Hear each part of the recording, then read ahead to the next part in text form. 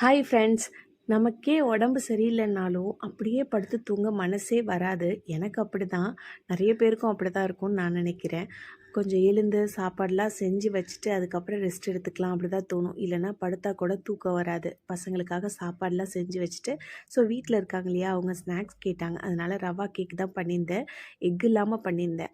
இதுக்கு 1 கப் ரவா, கொஞ்சம் மைதா சேர்த்துட்டு 1 கப் தயிர், அப்புறம் பவுடர் பண்ண சுகர் எல்லாம் மிக்ஸ் பண்ணிவிட்டு, இது நார்மல் மிக்ஸ் பண்ணாலே போதும். அதில் கொஞ்சமாக பேக்கிங் சோடா, பேக்கிங் பவுடர் எல்லாமே சேர்த்து ஒரு 1/2 அன் ஹவர் ஊற வச்சிடணும். அப்புறம் கொஞ்சமாக பால் சேர்த்து 180 டிகிரியில் ஒரு 1/2 அன் ஹவர் மேலே விட்டு எடுத்தோம் அப்படின்னா சூப்பரான ஸ்பாஞ்சியான ரவா கேக் ரெடி ஆகிடும். வேணால் ட்ரை பண்ணி பாருங்கள். ஸோ இப்போல்லாம் நான் பேக்கிங் கற்றுக்கிட்டதுக்கப்புறம் வெளியில் யாருக்கும் செஞ்சு கொடுக்கறத விட மெயினாக பசங்களுக்காக தான் நான் கற்றுக்கவும் செஞ்சேன், அவங்களுக்காக தான் செஞ்சும் கொடுக்குறேன். இதெல்லாம் முடிச்சு வச்சுட்டு ஒரு டோலோ போட்டுட்டு கம்முன்னு படுத்து தூங்கிடலாம் அப்படின்னு டிசைட் பண்ணியிருக்கேன். தைலம்லாம் தேய்ச்சாச்சு. நாளைக்கு பார்க்கலாம்.